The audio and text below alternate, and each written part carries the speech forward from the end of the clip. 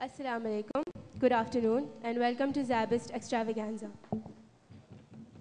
Thank you all for joining us today, and I hope that today's session proves out to be a productive one.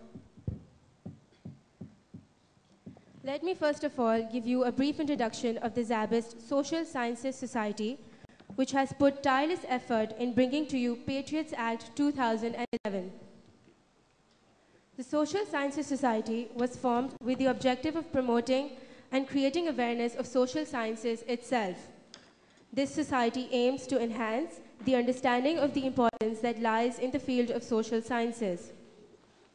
This is done so by arranging different types of events, may it be seminars or on-ground activities, so as to provide the students with hands-on experience, which is needed to make them aware of the condition of the world around them and how they can improve it.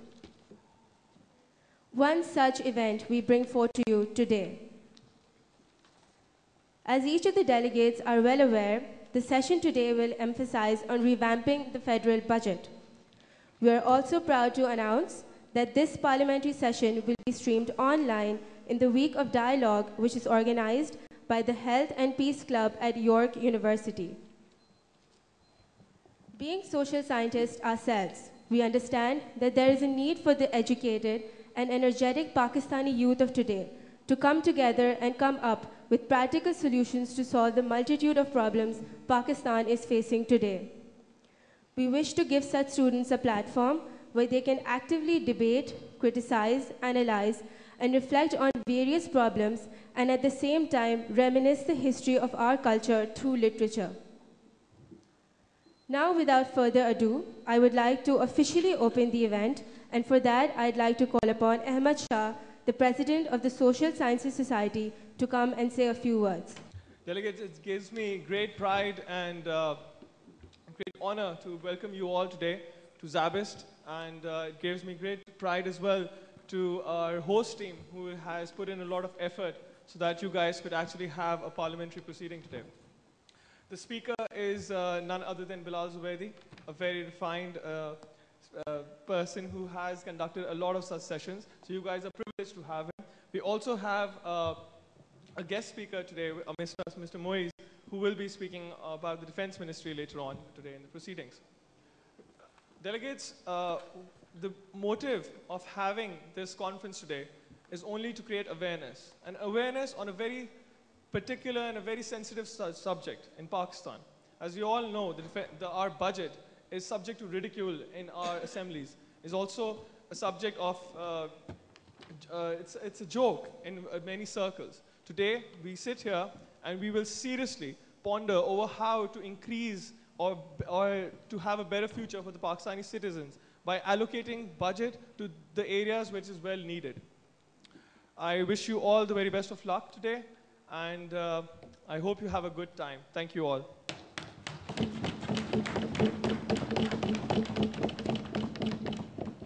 I would now request Speaker of the Assembly, Mr. Bilal Zubaidi, who is an 8th semester student at Zabist and the author of Road to Awareness, to explain the rules of procedure. Thank you for having introduced me and my book in front of all of them. Good afternoon, everyone. I thank you all for being here. I'm simply going to go through the rules and regulations for this session. As the speaker, I will announce that the meeting will be in order. After that, there will be the roll call. The meeting secretary will do that. After that, I will call for the adoption of the agenda. When I say that, either one of you, anyone, has to raise their hand and raise a motion for it. You have to say, I move that the agenda be adopted. I can only call for it. And someone else has to, again, raise his hand and be recognized by the speaker and say, I second the motion. After that, I'm going to open the floor to debate. The first motion that we want anyone, again, to raise is about giving a 1.5 to 2 minute presentation of your stance, whatever it is. So anyone can raise that motion, someone has to second it, and then who does it will do it first, and then one after the other, we want all these various teams and committees to present their stance. After that, with the course of time, of course, we will be engaging in a debate, and that is our intention for the day. By the end, we wish to amalgamate all that you have said and all that you have written and will present in the form of those write-ups and otherwise, and we hope to come to some sort of conclusion as far as the budget is related. What you must remember is that you cannot talk amongst yourselves very loudly. There can't be cross-talking. You can't start debating with each other. Each one has to raise their hand, be recognized, and then speak. You talk to the speaker, not amongst yourselves. Please remember that. Mobile phones should not be ringing. Please make sure they're on silent. And I think that's about it. And we could then start after this. Thank you. I would now like to invite Mr. Moiz Ahmed, who is a lawyer and a professor of law at LICOL, to say a few words.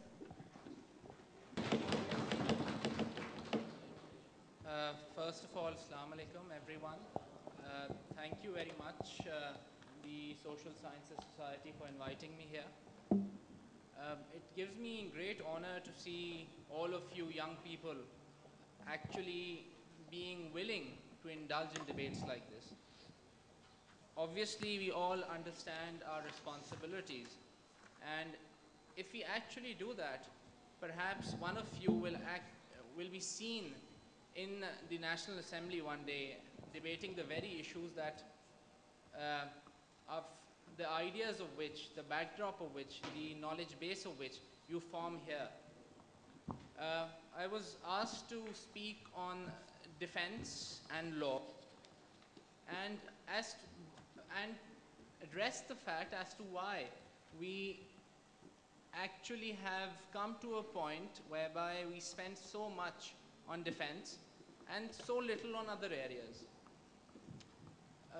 If you ever go through any jurisprudential theory which bases itself on economics, especially the more renowned ones being that of Karl Marx, you will see that most of these social jurists who actually came up and thought of the role of law and its intermingling with economics, they all, not all, well, most of them believed, for instance, you must have gone through Weber and Durkheim in your studies.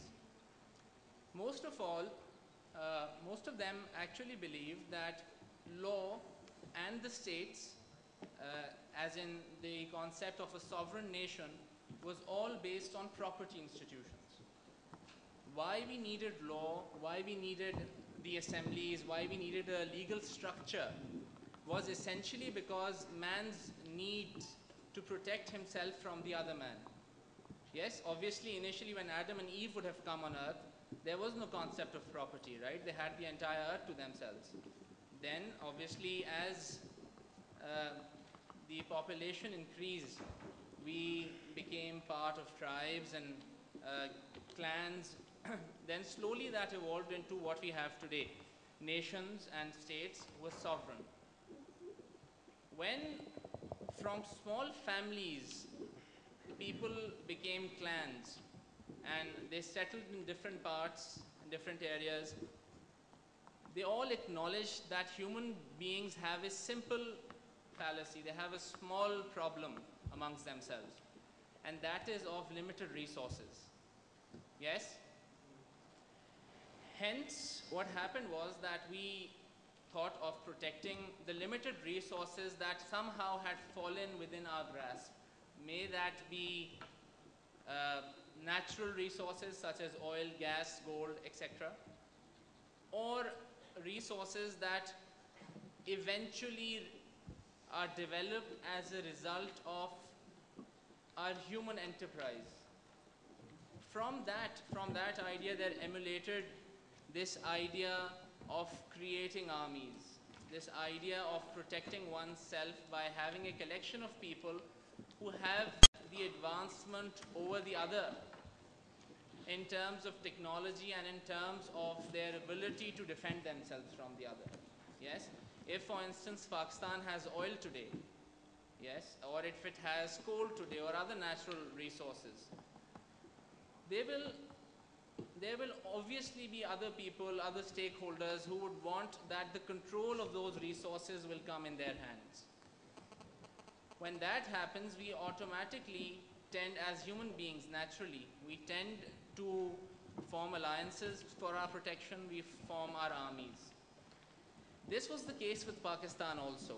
Even though we weren't given many resources to start with, apart from what God had bestowed on us, we needed an army to protect our sovereignty, the idea of property that we had got in the shape of Pakistan after our independence from the One India, the Federation of India. Now, as a result of that, in the beginning at least, it was felt necessary that we have a very strong army in order to protect our property, which was Pakistan at that time, and the human beings that will eventually form the human capital of Pakistan, or the human property. In the backdrop of these circumstances, the army gained control and more control and more control. So much so that we've had many military coups by now. Now what that does psychologically to us is that we are always the subject of fear.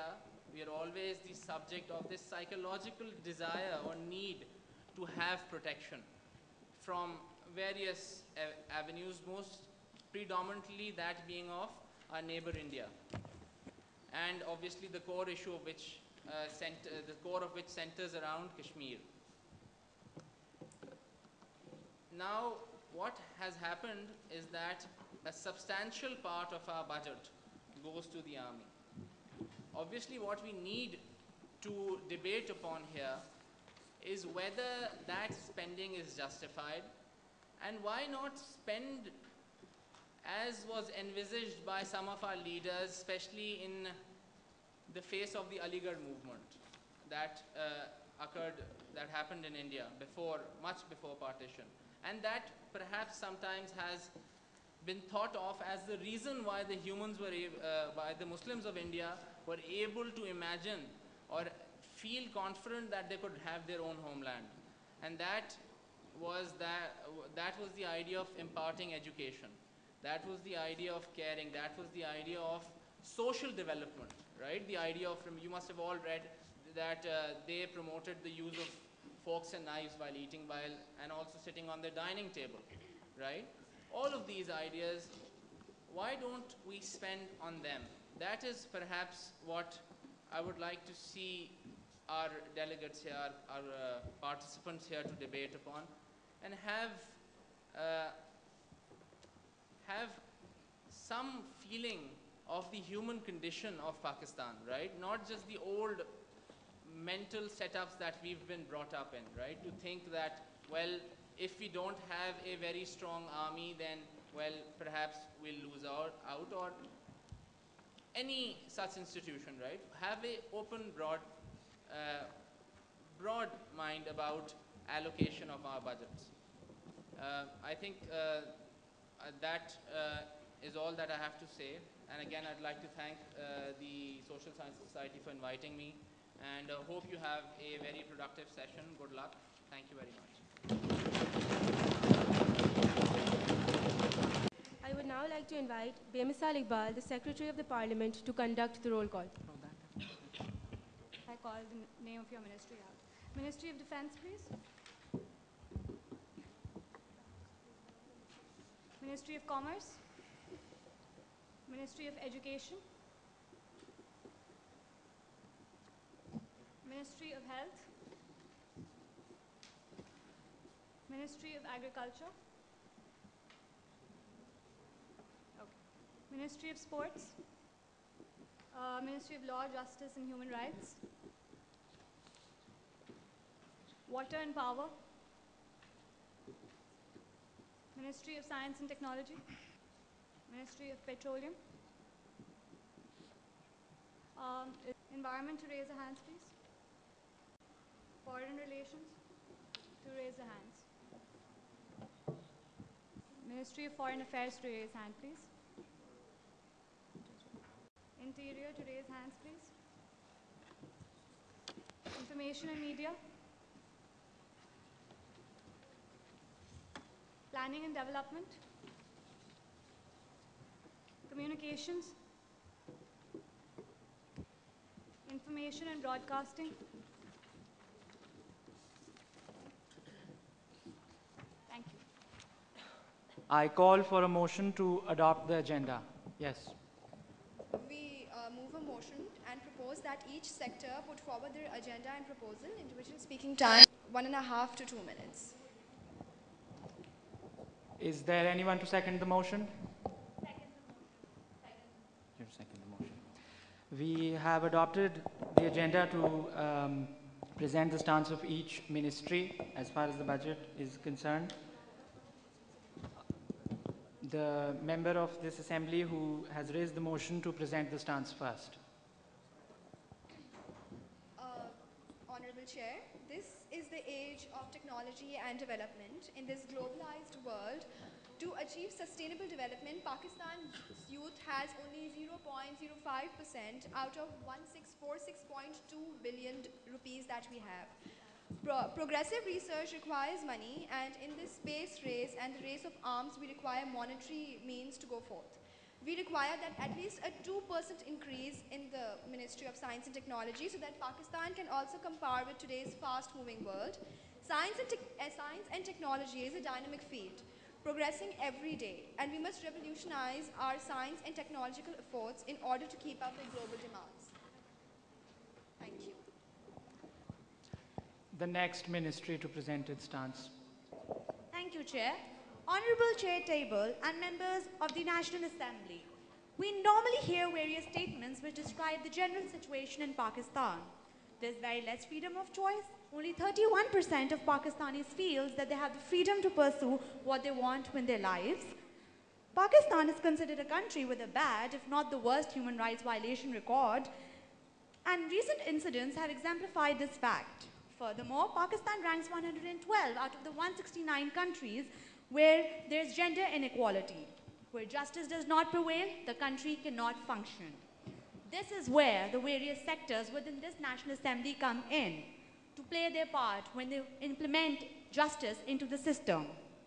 However, over the past 30 years, it is a general known accepted fact that the judicial system has been chronically underfunded. This year is not so different, for we've just been allocated the budget of rupees 1,000 million. Now, international image for a country is extremely important. The perspective of the people is widely shaped by media that record all such situations in Pakistan. However, this esteemed ministry resolves to resolve this issue. However, it requires time, patience, effort, and a lot of funding. The amount of money allocated to this sector is very deficient, especially when one considers the tasks that have to be addressed. Now, I'm not going to go into the problems of what is wrong with this ministry. What we propose is that a 50% of 1,000 million be allocated to this sector. Thank you very much. Yes, sir. Thank you. Honorable members of the House, often many people might argue that the budget being allocated to the Ministry of Defense is a lot more than is required. But Honorable Speaker, let's face it, Pakistan is surrounded by hostility on all sides, I guess except for the side where the Arabian Sea lies. And at times, we even become vulnerable from that region as well. Though it is unanimous that the budget being allocated to health or education and other vital sectors is a lot less than it should be.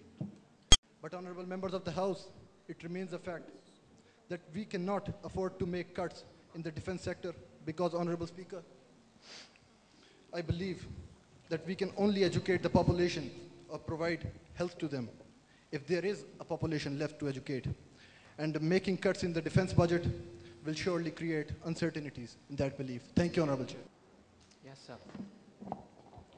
Honorable Chair and fellow members of the House, the Ministry of Water and Power believes that in Pakistan, one of the biggest problems that we face other than terrorism is that of power generation. Power generation in Pakistan has been highly mismanaged over the past years, leading to developments such as the Kunda system in Karachi, which have increasingly led to severe losses to the generation companies. In the recent past, as these companies have sought to minimize their losses, they have increased tariffs to an unnatural amount, which has been a source of protest for many a month. Also, since the American proposal to remove subsidy on power, the tariffs have gone up even higher and are also fluctuating as and per the price of petrol. For something which is such a basic necessity, to be so unstable and expensive is shameful. Another sector that requires our ultimate focus is the water sector. Although Pakistan has one of the best irrigation systems in the world in place, the water supply and sanitation systems are definitely not up there. There is a severe shortage of water being provided. Although water can be provided to 90% of the areas, its availability is very low due to the fall in water levels compounded by the increases in population. There is a lack of access to clean water to a major part of the population. Every year, approximately 3 million Pakistanis get sick with waterborne diseases such as diarrhea, hepatitis, and typhoid. More than 1 billion of them die, including 250,000 children under 5. Also, the recent floods in Pakistan have exposed our shortfalls in this area, and thus we need to start afresh with solid groundwork so that such calamities can be avoided in the future. Our infrastructure has suffered in these areas. We need to redevelop on a war footing. Construction of dams is inevitable now. Dam construction should not be politicized and should be done in a transparent way to achieve progress on the ground level and to bring social and economic betterment to the areas, which is now inevitable. Thank you. Yes, ma'am. Thank you, Honorable Chair. The health sector in Pakistan has suffered from a history of neglect and is widely accepted as severely underperforming. Yet, health is crucial to building a stable and prosperous economy and society, and is thereby a crucial sector for policymakers. In Pakistan, the health system depends on government-financed health delivery as well as privately financed market delivery in a mixed private and public system.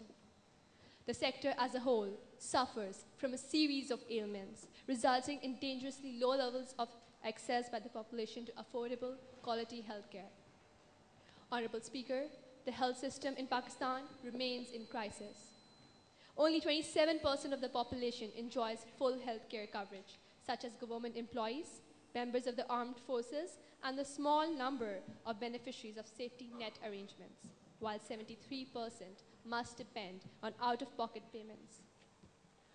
Honorable Speaker, the federal budget of 2010 to 2011 offers neither relief nor investment in the ailing health sector. The current expenditure budget for health is expanded by 12% of last year's allocation, but this gain is nearly nullified by the inflation.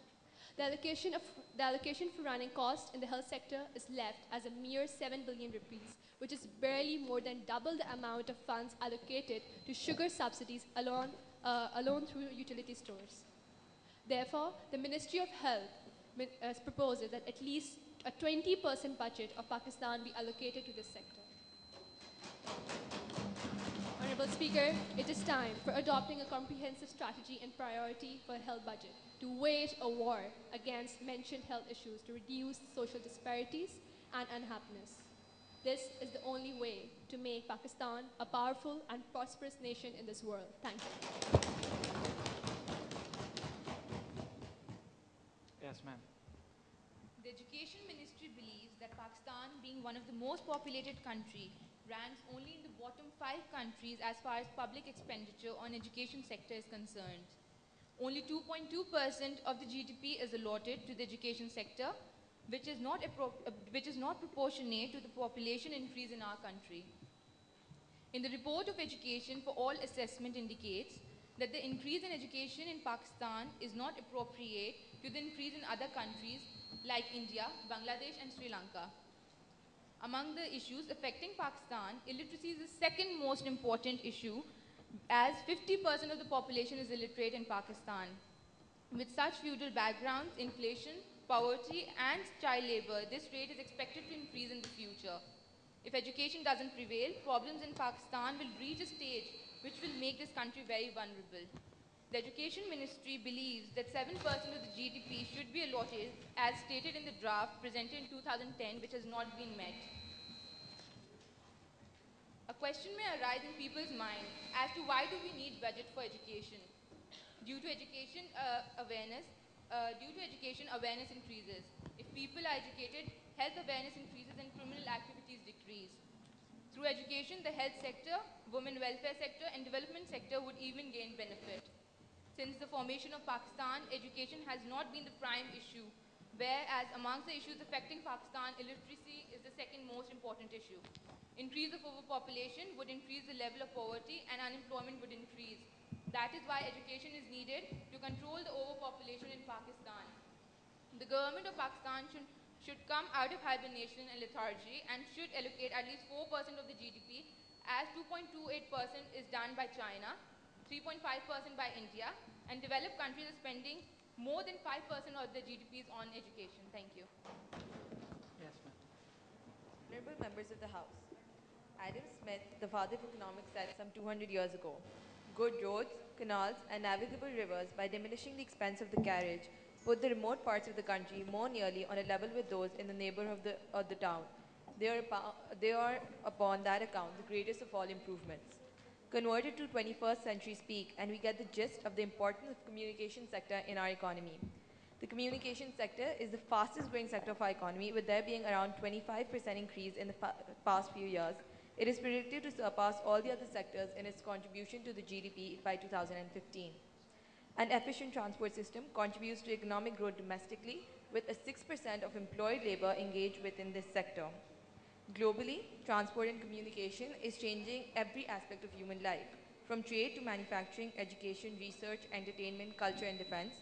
Most emerging economies, being aware of the strength of these services, are transforming their economies towards knowledge and communications. In order to keep pace with the global environment, Pakistan should also develop efficient and well-integrated transport and communication system. With this, it will emerge as a competitive economy, embracing its trade performance and thereby attaining sustainable growth.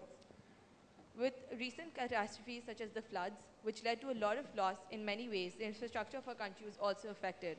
Floods have destroyed 973 kilometers of roads and 46 bridges of the National Highway Network. Acting Chairman NHA stated. He also told the NHC that National Highway Authority needs 22.4 billion rupees for reconstruction of flood-affected roads and bridges. Lack of road safety leads to a loss of 1.5% in our GDP annually. In order to combat the problem, there is a need for close coordination and collaboration using a holistic and integrated approach across many sectors and many disciplines. Transportation agencies in Pakistan are facing severe funding and professional capacity constraints.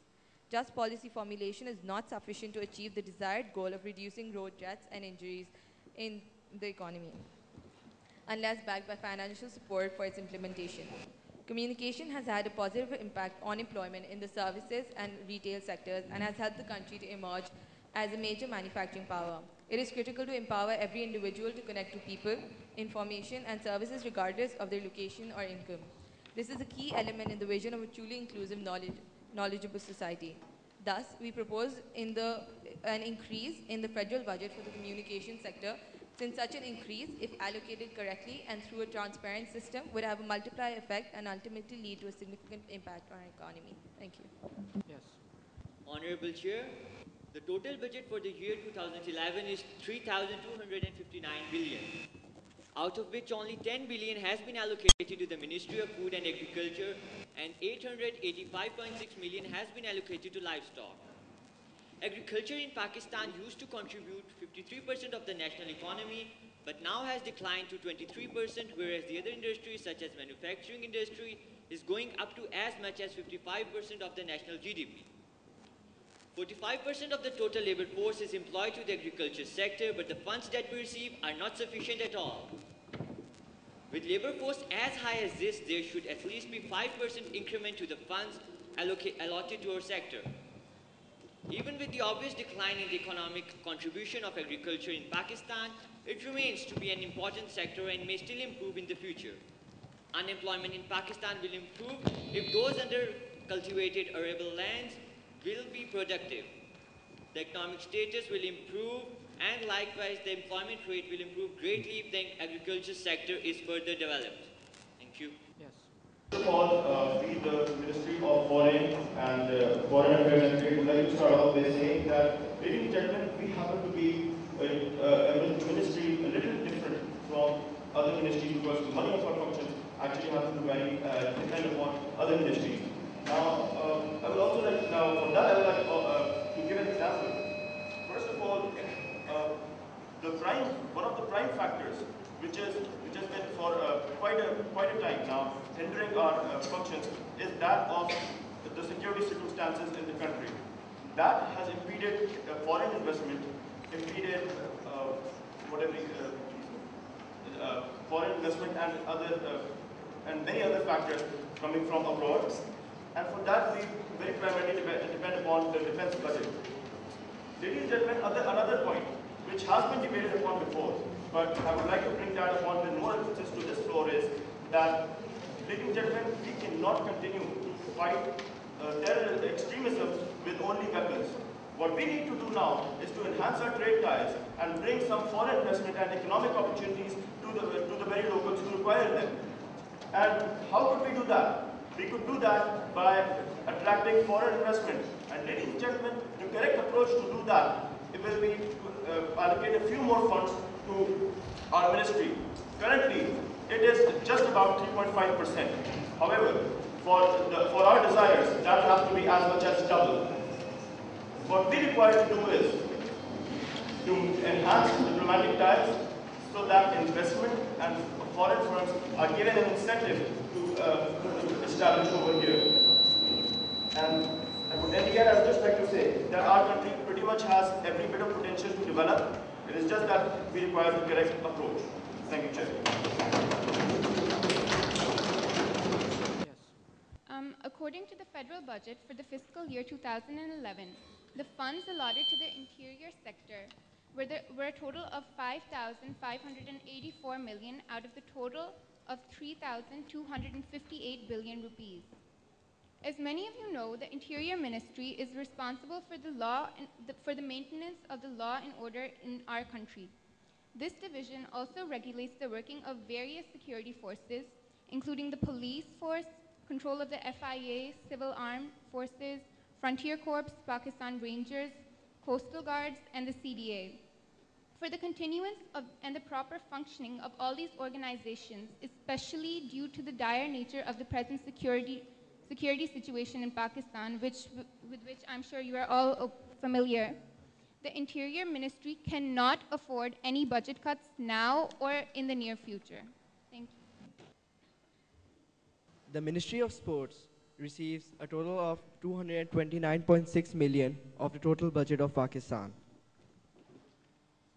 Even like Bangladesh has got more sports budget than Pakistan. If we want good results on sports front, we have to invest more at all levels. More money should be invested to encourage hockey as it is our national game. Proper equipment, stadiums, and training centers should be provided. The sportsmen are ambassadors of peace. Even the Prime Minister's Secretariat himself said recently that there is no doubt that with more investment in sports and attracting youth towards different games, we can encounter terrorism. Therefore, more investment in sports section of a country would definitely lead its youth to reach the international competitiveness and brighten the name of its country. Therefore, the government of Pakistan fully supports the various steps for promotion of sports and strengthening existing friendly ties among the Asian countries. It supports the concept of peace through sports, and in the end, the Ministry of Sports would like to request the Ministry of Education to work hand in gloves for the sports development in the country. Thank you.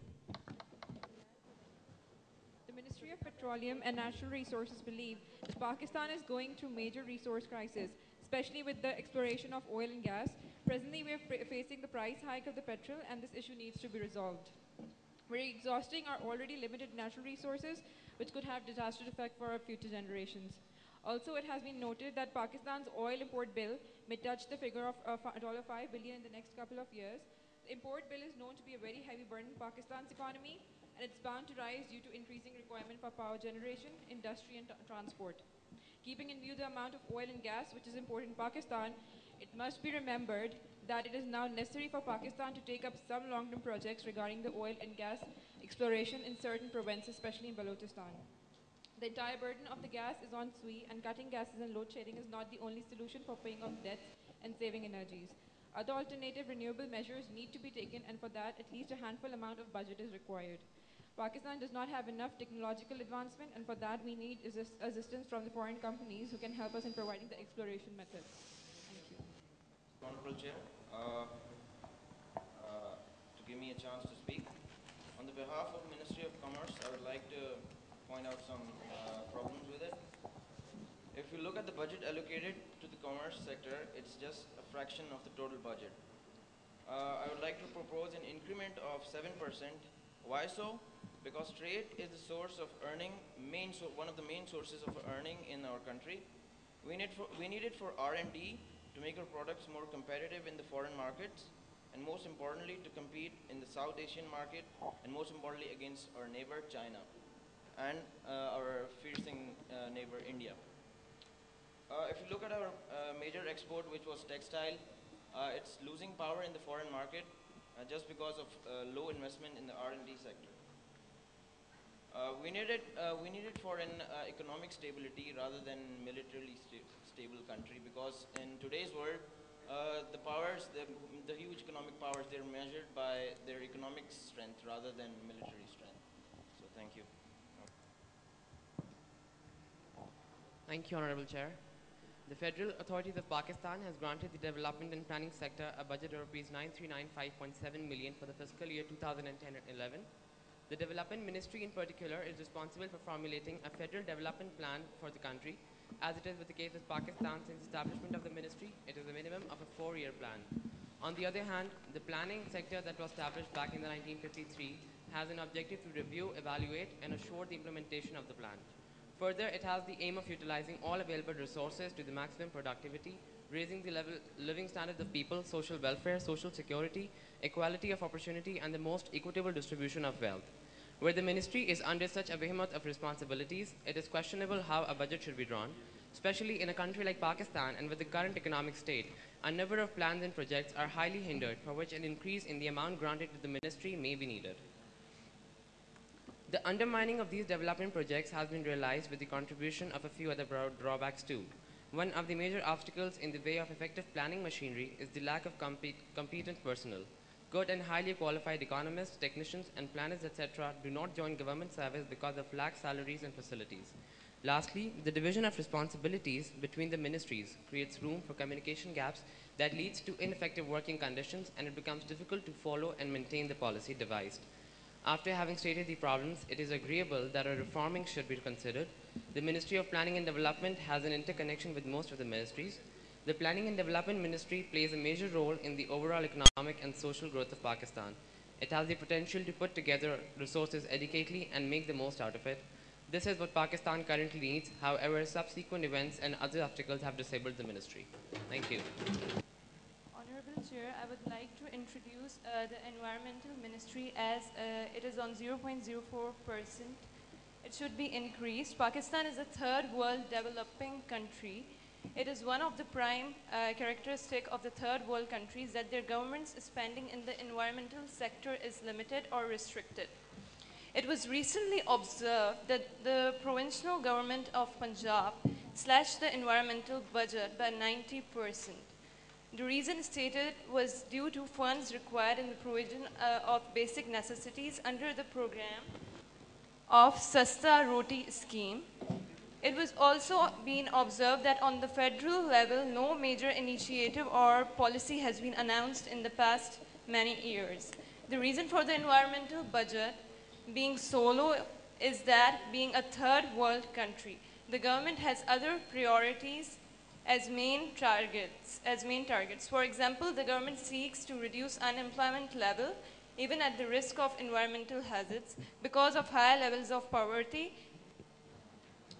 Therefore, the budget should be increased for this sector at least by 5%.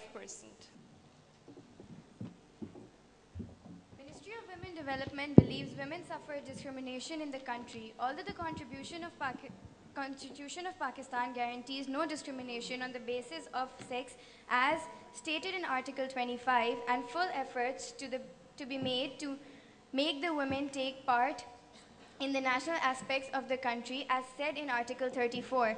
Women constitute about 50% of the population of Pakistan. Majority of them have subjected to various social and legal disabilities, and as a result of this neglection, in the terms of low productivity, illiteracy, and poor health have been enormous. Programs have been made by one government, such as the 10 years perspective plan starting from 2001 to 2011, which was made to end illiteracy, provide proper and better health facilities for women, but due to lack of funds, this could not be achieved. Only 107.6 million is given to women development, not to forget the fact that women are 50% of our population. Women suffer poverty, malnutrition, discrimination, and lack of participation in decision making. Therefore, there is an urgent need for enhancement of budget allocation in this sector. Thank you. The first motion raised on this floor has been successfully actualized. Each ministry has presented its stance. We will open the floor to debate after this, whereby we would like all departments and ministries to indulge in a discussion following the same pattern and present their stance because each ministry requires an increment or a greater allocation of the budget. But before we open the floor to debate, we have Dr. Shahab Usto, political analyst and professor of philosophy, who would like to address this assembly. Well, let me be honest with you. The kind of proceedings that I have just watched are a lot more better than the real parliamentary proceedings that we come across.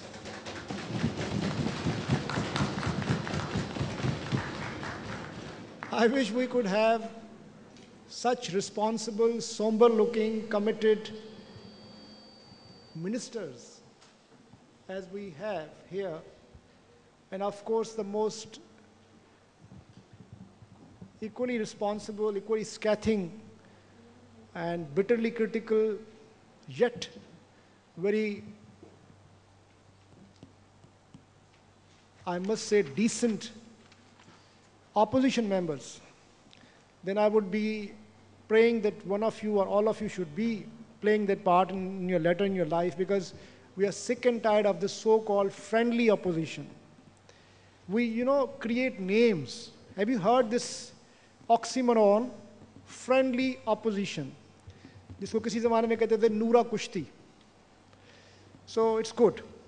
So I'll just take a few minutes. I just want to say a few words regarding the proceedings. You see, as you all know, the states have basically, when I say state, I mean democratic states. Democratic states have their parliaments through adult franchise elections, and so they are legitimate, duly appointed representatives sent to the parliament on the promise which they have made during their elections. So the first thing is the representative government. So you got to be a representative government, a representative parliament. When I say representative, it means, of course, accountable to the people. So budget making starts, of course, later. First, you got to have elected, duly accountable members of the parliament. The second then stage comes of the making of budget. Without going into the details of procedures, let me just point out a few things which you may or you may not know, or you may not have pointed out before. The problem is that budget making, as we see, is not just the job of the government, particularly in the state like we have. There are, as you know, pressure groups or pressure lobbies are the powerful institutions who have their clout, who have their influence in budget making. For instance, as you know, the IMF gives us whatever loan attached with very strong strings. So the first hurdle that every government has to cross is to meet the demands of the donors. I won't call it rather I would call it those who give us the loan. So IMF is the first hurdle, and then we have, of course, internal pressures. For instance, as you know, as somebody just pointed out, defense takes away the major chunk of our economy, our budget allocation, and instead of reducing it, it has been increasing. Why? Because this is a security state. It is not a welfare state. So security comes first. Then there are social elites. Then there are business, agriculture, financial, and other, like stock exchange, pressure groups who have their powerful influence on the budget making. And then finally comes the interest of the people. People, since they are, as you know, half of the population is still illiterate. So 50% people hardly have any idea what is going around. So even out of the 50% so-called literate people, we have about 30% or more than that who are barely capable enough to read and write. They don't understand the complexities of budgetary allocations and how they impact their lives. So if you really want to have a responsible fiscal management, then you got to have responsible political system. People should be empowered. People should have the institutional and legal and even, I would say, cultural power to influence the government's decision making. And then finally, even if whatever budget we have, now the final phase is the final, you may call the real difficult phase of implementing budget is the execution. As you know, the government, I mean all the governments almost, are notoriously corrupt. Bureaucracies, all kinds of bureaucracy you will see is literally compromised all the time. And there is a huge issue of transparency. And of course, there is the issue of capacity. There is the issue of accountability.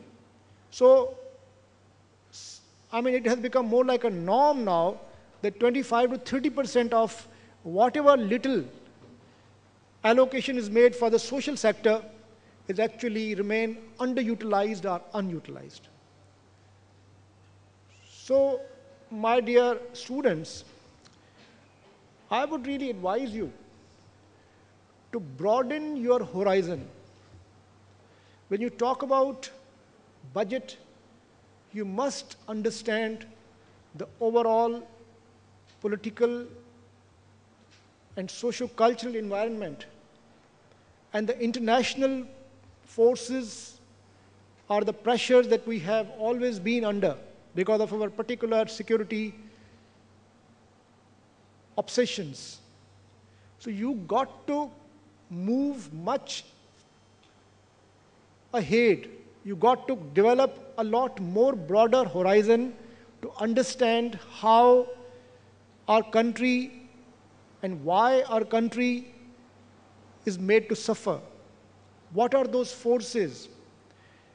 And how we can fight those forces, how we can defeat those forces.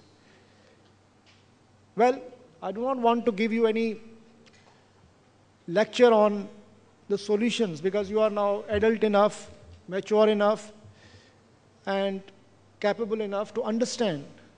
But I will just point out one thing, and that is that we human beings are maybe unique amongst all the creatures, and that is that we have the rational capability. We can rationalize. We can understand the relationship of cause and effect, and then we can find out the solutions to all kinds of problems.